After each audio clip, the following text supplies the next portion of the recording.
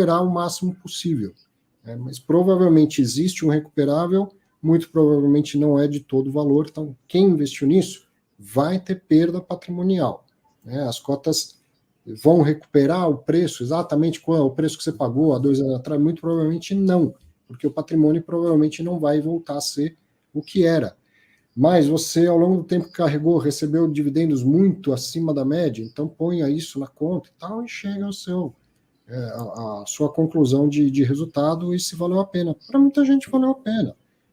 Tem gente que deve ter ganhado dinheiro, vendido antes disso, e tem gente que fala, né, beleza, tudo que você está falando aí para mim não é novidade, eu já sabia tudo isso mesmo, eu assumi o risco e perdi um pouco de dinheiro e tudo bem. Bola para frente. Eu entrei no IPO lá, acho que 2 dias depois do IPO ali, e saí em setembro 21. Então, acho que assim, né, eu falei assim, como você começa a ver que a cabeça dos novos investidores, né, nos fundos ali, era mais, como que chama? De ganhar um dividendo gordo, né, gordo. Eu falei, cara, mas assim, você não pode supor que a inflação no Brasil vai ser 2% ao mês para sempre. Né? Então, acho que você via realmente que as coisas estão um pouco mais, assim, acho que excessivamente otimistas, né, mas assim, acho que cabe a cada um, assim, a minha visão realmente com os funcionários. Acho que assim, você teve uma decisão de investir no ativo, né? Então que essa decisão lá, acho que assim, seja revista, né? Assim, seja questionada. E assim, qualquer ativo que você investiu, né? Acho que não é só quando você perde dinheiro, né? Acho que mas quando você ganha também. Você comprou um ativo, sei lá, a cota 10, né? Sei lá, bateu 15. Você comprou para vender ou realmente comprou para segurar, né? Acho que você acha que dando exemplo lá, né? Quando o Iridium bateu, sei lá, né, R$150 ali, né? Eu mantive o Iridium, não quis vender. Então, mas quando bateu agora R$80, eu não estou vendendo. Então, acho que assim, é mais da minha cabeça de cada um que tem que olhar para frente, né?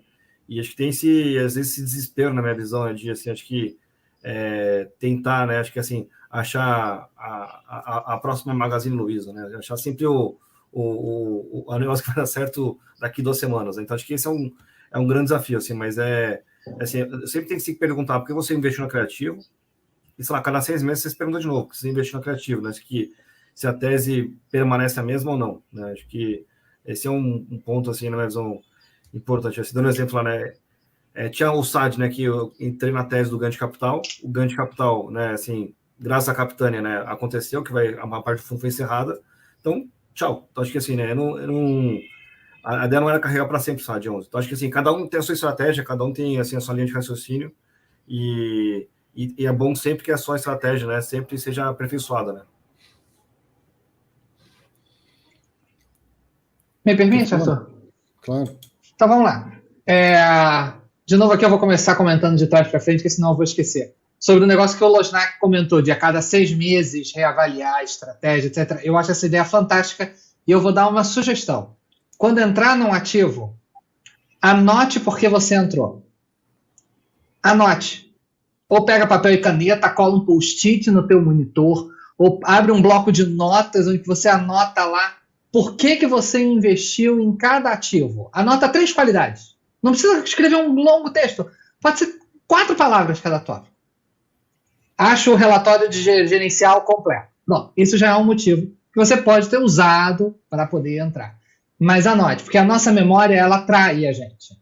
Depois, na hora que acontece um problema, você tem a tendência de não lembrar por que você entrou e você começa a criar os seus argumentos. Você começa a criar os argumentos agora, não aqueles argumentos do passado. Então, eu gosto da ideia de anotar. Anote por que você entrou naquele ativo. Que aí, quando você faz essa reavaliação, como o Losnak comentou, você não tem que pensar muito. Você vai olhar por que você entrou. Você vai ver se aquele ativo ainda tem aquele critério ou não. Se ainda tem, são os mesmos motivos que te levaram a entrar. Provavelmente você vai querer continuar naquele ativo. Se os critérios que te levaram a entrar já não existem mais, é uma boa sinalização de que talvez você deva sair. Mas, repito, anote, não lembre. Não, eu sei por que eu entrei. A nossa memória, nessa hora, ela trai a gente. A gente começa a enviesar a nossa lembrança. Então, bote por escrito. Pode ser no celular. Mande um e-mail para você mesmo. Por que eu entrei no fundo tal? Manda um e-mail para você mesmo, pronto, arquiva. Depois, quando você precisar, você volta lá, procura e lembra por que você entrou. O que você estava pensando naquele momento que você entrou. Minha sugestão é essa. Agora, sobre o que o Luiz comentou, que está desiludido, etc, etc. As notícias aparecem. Aquilo que não é notícia não aparece. Seria quase ridículo fazer uma live de 1, 2, quase 3 horas, como a gente faz aqui. Fundos que não divulgaram fatos relevantes. Fundos que continuam como estavam. Seria ridículo a gente fazer isso. Enquanto os Artures comentavam, eu fui catar na internet, por ano, são voados cerca de 40 milhões de voos comerciais no mundo inteiro. Está uma média diária de mais de 100 mil voos, só os comerciais, sem contar executivos, sem contar voos de piloto privado, etc. Voo comercial, voo de companhia aérea que você comprou. É isso que eu quero dizer com voo comercial. São mais de 100 mil voos todo dia. 100 mil voos. Aí cai parece que a indústria é extremamente perigosa. Parece que é um negócio como andar num país em guerra. Não é. Só que não tem ninguém que reporte os 115 mil voos que eles chegaram do outro lado sem maiores problemas, chegaram antes do horário, às vezes. Ninguém reporta isso. Agora, o voo que é cancelado por causa do mau tempo é reportado. Exato. O voo que cai é reportado.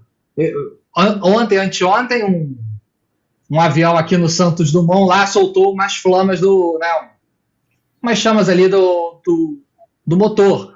Aí todo mundo falou, pegou fogo, etc. Não, aquilo ali é um negócio que acontece com alguma frequência. Hoje tem mais coisa. Hoje a internet reporta mais, todo mundo tem um celular na mão. Uhum. E aí fica parecendo que o avião se espatifou no Pão de Açúcar. Não aconteceu nada. A gente tem sempre... As notícias, elas aparecem. Ninguém faz vídeo dizendo fundos imobiliários que o relatório gerencial desse mês foi igual ao do mês passado. A gente não faz esse tipo de live aqui. Não teria a mesma graça. Nomear, né, as empresas que permaneceram no mesmo lugar, né? Quem não saiu, né? Então acho que... Exato. A gente faz a cada mês, a gente faz assim, tem post em rede social, vídeo, etc.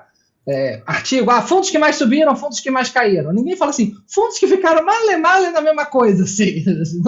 Não tem esse artigo. Não. As notícias saem pelo que é diferente. O que é igual acaba que a gente não vê, é mais difícil da gente olhar. Então, sim, as notícias aparecem e elas ficam aqui, fica aqui 3 malandros passando horas discutindo em cima de... Quantos fundos a gente abordou hoje? 6? Só no IFIX são mais de 100, tem uns 400 listados, a gente está aqui há horas, sei lá, com centenas de pessoas assistindo a gente, vai falar de 6. Então, eles acabam drenando, que nem eu vou passar já para os destaques. O destaque é a entrevista com a RBR. E eu comecei já brincando, falando, tem aqui o Caio Mesquita, que não é gestor do River One, é gestor de um fundo chamado RBR Properties, né?